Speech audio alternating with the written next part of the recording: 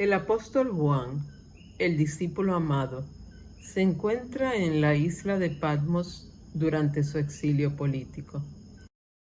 Desde aquí, Juan nos relata las revelaciones recibidas mientras estaba en el Espíritu en el día del Señor. Juan es exhortado a escribir lo que ve e instruido de enviarlo a las 7 iglesias. Recuerda que la iglesia fue fundada en la roca que es Cristo Jesús. No lo olvidemos, tú y yo somos parte de la iglesia y por lo tanto pertenecemos al mismo cuerpo de Cristo. Cuando Dios habla a sus iglesias, nos habla a ti y a mí. Hoy estudiaremos las cartas a las iglesias de Éfeso, Esmirna. En estas cartas veremos los elogios, advertencias y promesas que son proclamadas a estas iglesias. Tengamos nuestras mentes receptivas a lo que Dios quiere revelarnos a nosotros sus hijos. Te exhorto a que juntos estudiemos la palabra de Dios.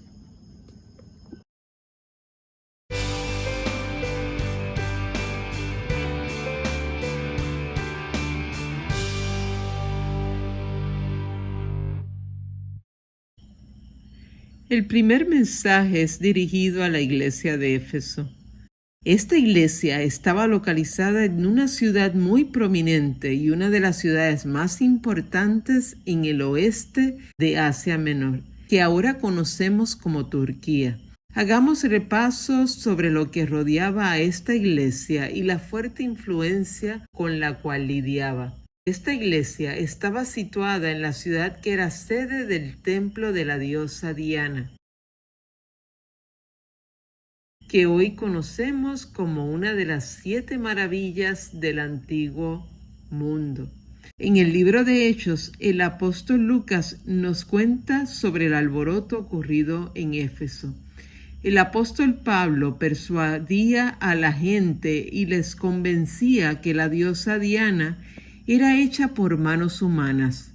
Los mercaderes y negociantes se quejaban porque Pablo estaba afectando sus negocios por esta desestimación a la diosa que los lucraba. Tremenda algarabía y ataque se nos relata en Hechos capítulo 19, versículos del 23 al 41.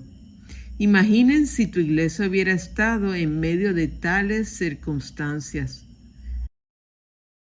Por lo que vemos en la carta escrita por el ángel a Éfeso, sabemos que el compromiso de los éfesos, la pureza de sus obras, su compromiso con la verdad y la justicia, era única. Así les dice Jesús en el versículo 2 y 3. Yo conozco tus obras y tu arduo trabajo y paciencia, y que no puedes soportar a los malos, y has probado a los que se dicen ser apóstoles y no lo son, y los que has hallado mentirosos, y has sufrido, y has tenido paciencia, y has trabajado arduamente por amor de mi nombre, y no has desmayado. Sabemos que la iglesia de Éfeso había probado y desenmascarado a los falsos profetas en medio de ellos. Incluso sabemos por referencia en Hechos 20, del 29 al 31, que ya habían sido advertidos que enfrentarían tales desafíos. Los falsos profetas a los cuales se enfrentaban eran los nicolaitas. Estos mezclaban el cristianismo con la inmoralidad y el hedonismo pecaminoso. El Señor elogia su perseverancia, a pesar de estos estar rodeados por una ciudad que promovía la idolatría, las artes mágicas y el culto al emperador. A pesar de estas cosas, los cristianos de Éfeso se mantenían fieles al Evangelio con la fe perseverante. El ángel elogia a los éfesos. Les dice en el versículo 4, pero tengo contra ti que has dejado tu primer amor. A pesar de mantener su pureza, estos habían dejado su primer amor. Cuando dejamos algo, es que nos olvidamos de eso. Ya no tenían esa comunión íntima y amorosa con Dios. Habían perdido la pasión.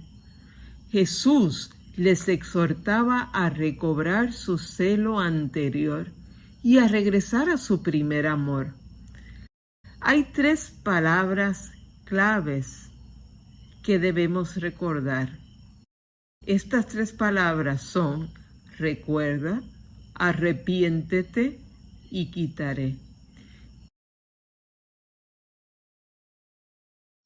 Esta iglesia necesitaba cambiar y recordar su condición anterior y arrepentirse de la negligencia que los llevó a dejar su primer amor. Si no regresaban a una relación recta, entonces perderían su candelero y él ya no andaría en medio de ellos. Así nos dice el versículo 5. Recuerda, por tanto, de dónde has caído, y arrepiéntete, y haz las primeras obras, pues si no, vendré pronto a ti, y quitaré tu candelero de su lugar, si no te hubieres arrepentido. ¿Cómo creen ustedes que podría mostrar su amor la iglesia de Éfesos? Te exhorto que en la sección de comentarios de este video me escribas maneras que la iglesia puede mostrar su amor a los demás. Cuán hermosa promesa les da Jesús si regresan a su primer amor. Les daría del fruto del árbol de la vida. Esta sería la promesa de la vida eterna. Recordemos, no es suficiente seguir las reglas, las doctrinas, pero también debemos cultivar el amor por el Señor.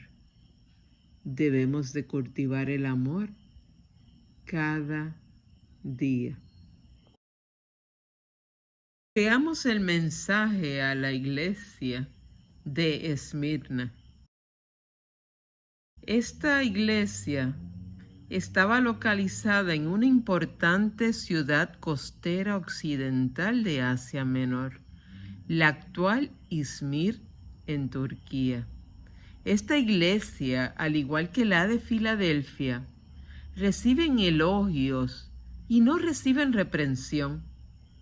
Les elogia su perseverancia ante la oposición. El Señor reconoce su pobreza y tribulaciones, posiblemente el resultado de su negativa a participar en actividades idolatradas.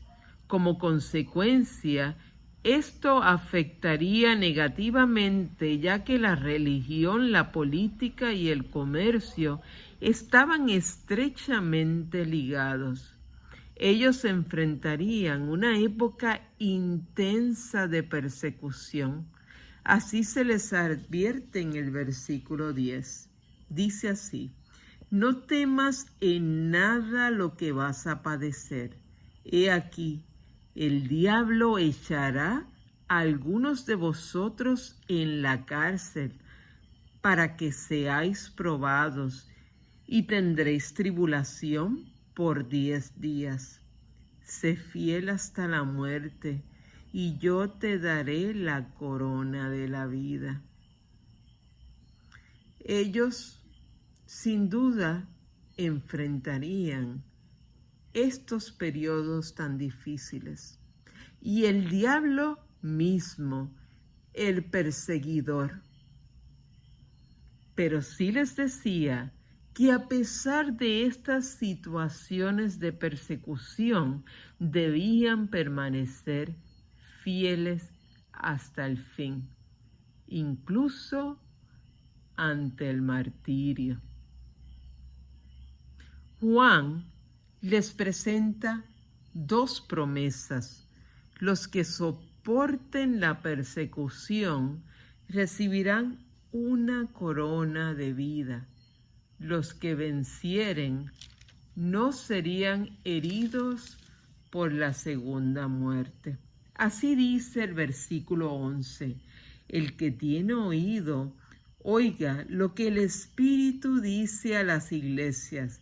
El que venciere no sufrirá daño de la segunda muerte. Existen unos contrastes al hablar de Esmirna. Son pobres y ricos, y se enfrentan a la muerte y recibirán vida. Ciertamente seguirán a Cristo en el sufrimiento y también en la victoria. El próximo domingo continuaremos con las iglesias de Pérgamo y Tiatira.